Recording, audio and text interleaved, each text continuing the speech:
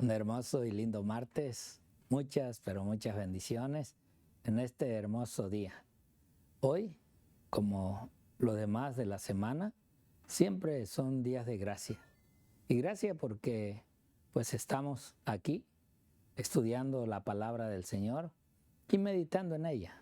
Realmente todo esto que hemos estudiado durante estos días, tanto que fue la introducción del día sábado como hasta hoy vamos a ver esa ingratitud. Una ingratitud misteriosa.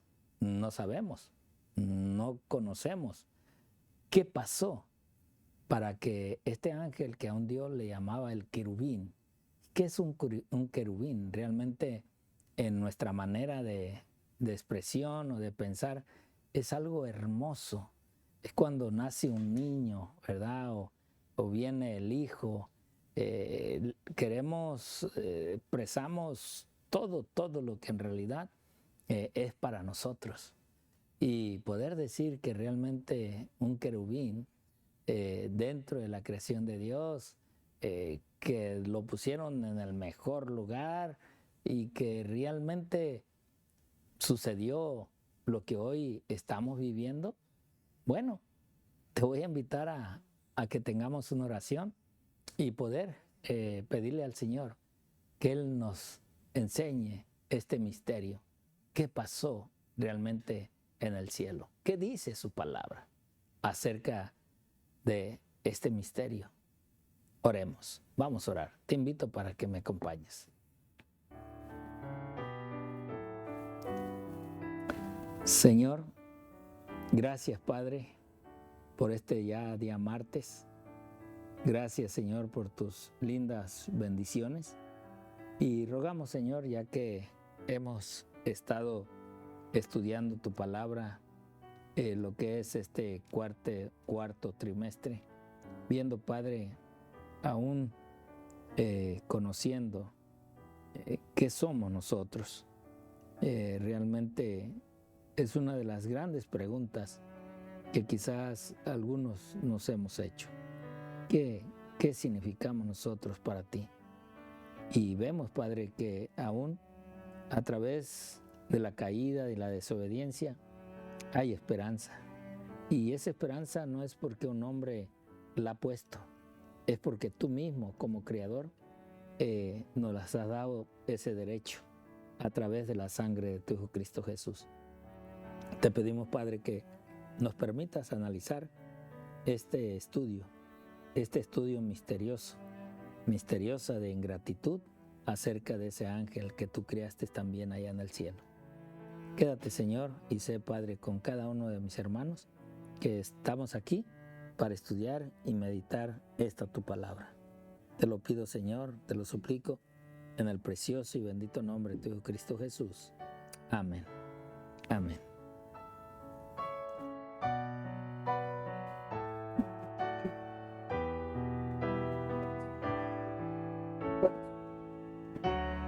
Bien, vamos a meditar acerca de la lectura que habremos de tener para entender quién en realidad o por qué es de que estamos viendo ese misterio que llevó a entender la ingratitud. Es como que alguien se le ayude, se le apoye, se le dé todo, y que te pague con un engaño, que te pague con una mentira, que te pague con una traición. En verdad que sí, es un misterio esto, no podemos entender cómo un ángel o algo se haya puesto sobre todo lo demás y haya llegado a eso. Esto es algo interesante en la cual pues tenemos que preguntarnos, y nosotros lo hemos visto humanamente, a veces lo hemos vivido, hemos escuchado de personas que así son. Como dice uno, a veces les damos la mano o nos dan la mano y nos agarramos del pie. O sea, algo, no puede entender uno cómo puede ver eso en la mente o el corazón de algo así, cuando tú lo das todo, te entregas y con estos engaños. Bueno, vamos a ver qué nos dice el libro de Ezequiel, el capítulo 28, allí en su lección. Dice Ezequiel capítulo 28 del versículo 12 al 19. Vamos a ir leyendo uno por uno para irlo entendiendo. Dice, hijo de hombre, levanta endechas sobre el rey de Tiro y dile, así ha dicho Jehová el Señor, tú eras el sello de la perfección, lleno de sabiduría y acabado de hermosura. Ahora, vean cómo inicia Ezequiel, hablando de algo que pasó, pero algo en lo cual es como un simbolismo, o es un simbolismo, en el cual el Señor usa a veces o toma de personas para poder dar a entender un mensaje, dar a entender algo que sucedió, algo que pasó y algo que va a suceder más adelante. Por eso es que a través de Ezequiel, el Señor da a Ezequiel este mensaje usando un medio en el cual estos sucesos vinieron desde el inicio, desde el principio. Por eso dice el versículo 13. Veamos lo que dice el versículo 13. El versículo 13 de este mismo libro dice, en Edén, vean, ahí lo menciona, en Edén, en el huerto de Dios estuviste, de toda piedra preciosa era tu vestidura, de cornerina, topacio, jaspe, crisólito, berilo y onice, de zafiro, carbuncio, esmeralda y oro. Los primores de tus tamboriles y flautas estuvieron preparados para ti en el día de tu creación. ¡Wow! Miren, todo esto yo por decir hoy en día, hay muchas formas o maneras en los cultos religiosos como se adora a Dios. Unos lo adoramos realmente con música sacra, otros si no escuchan ruidos, si no escuchan los tambores, si no escuchan flautas, trompetas, no, ahí no está Dios. Dios es un Dios de alegría. Pero veamos dónde estaba este individuo, este engañador, este usurpador. O sea, Dios lo puso en todos. Pero el problema es que no sabemos cómo se tocaban los instrumentos ahí. No nos dice la palabra de Dios de qué manera se tocaban, cómo se sonaban. ¿Ok? Pero todo esto vemos cómo Dios nos da a entender que todo en realidad fue puesto ese día de la creación. Todo se estuvo preparado para Él. Por eso miren cómo dice el versículo 14. El versículo 14 dice, tú, miren cómo le menciona, querubín grande, protector, yo te puse en el santo monte de Dios. Allí estuviste, en medio de las piedras de fuego, te paseabas. Ahora, en realidad que ver estas palabras de Dios acerca de este ángel que Dios se había hecho y ver la posición que le dio, el poder que le dio y que él en realidad haya engañado, y no nomás a Dios, porque engañó gran parte de la creación de Dios, de los ángeles. Por eso el versículo 15, miren cómo lo menciona. Perfecto eras en todos tus caminos desde el día que fuiste creado hasta que se halló en ti maldad. Miren, cómo Dios nos deja. O sea, Dios lo conocía, Dios sabía aún sus intenciones, pero esto no se manifestó o no se dio con claridad hasta que los ojos de los ángeles pudieron escuchar de sus propios labios lo que él estaba buscando. ¿Por qué? Porque Dios lo hizo perfecto.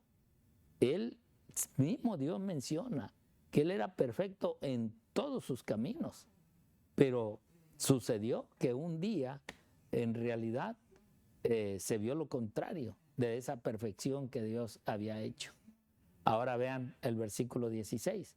El versículo 16 dice así: a causa de la multitud de tus contrataciones, fuiste lleno de iniquidad y pecaste. ¡Wow!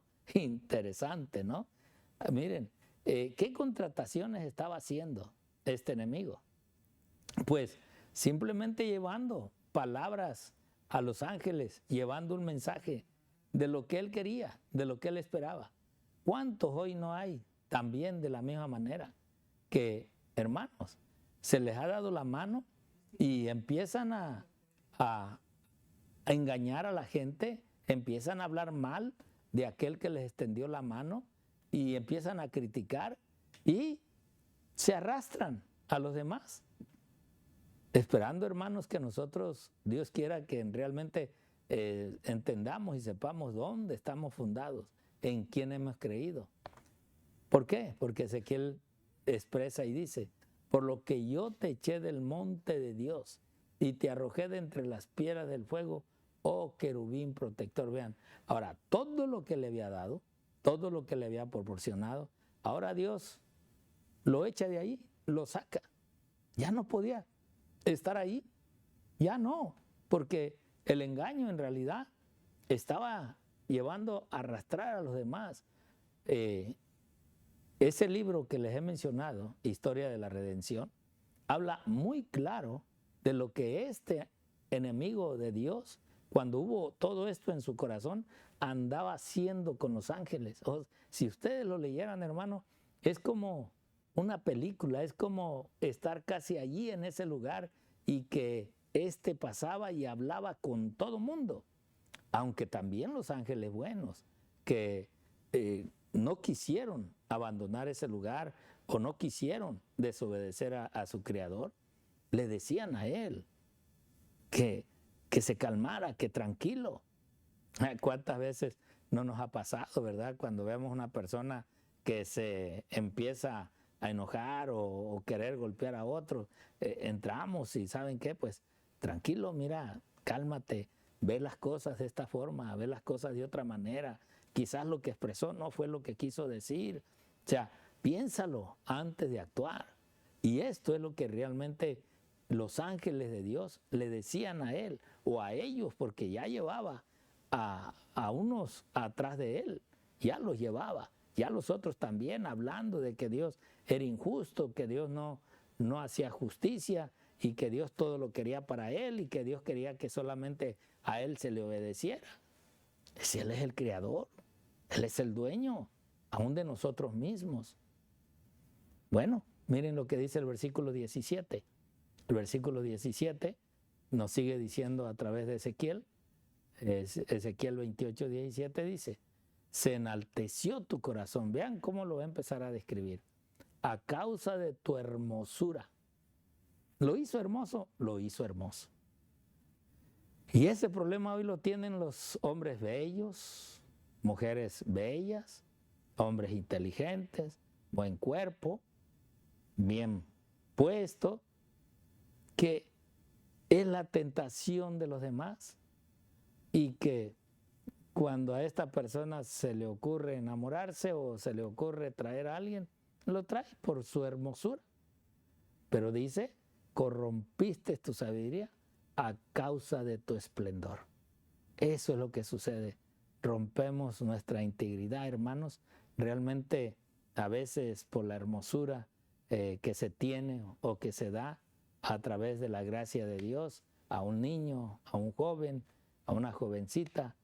No alcanzan a entender muchas veces lo que Dios quiere con esa personalidad. Esta es la realidad. Si volvemos a poner el texto para terminar de leer el libro de Ezequiel, el que teníamos, Ezequiel, dice: delante de los reyes te pondré para que miren en ti. Ahora, vamos a ver en realidad lo que esto va a ser en un futuro. Versículo 18. Miren el versículo 18, ¿cómo nos dice? Versículo 18.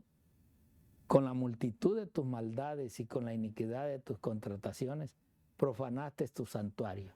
Yo, pues saqué fuego del medio de ti, el cual te consumió, y te puse en ceniza sobre la tierra a los ojos de todos los que te miran.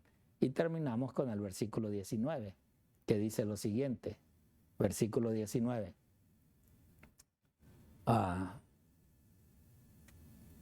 Todos los que te conocieron de entre los pueblos se maravillarán sobre ti. Espanto serás y para siempre dejarás de ser. Esa es la profecía final que Dios da a este engañador, a este querubín, a este ser divino que realmente no acabamos de entender. Miren, les voy a leer aquí en la lección, para aquellos que tengan esta lección ya en sus manos. Hay una cita que dice la verdad acerca de los ángeles. Este libro también es sumamente interesante para entender y comprender qué pasó, por qué hubo todo esto. Pero ella dice, el pecado es algo misterioso e inexplicable.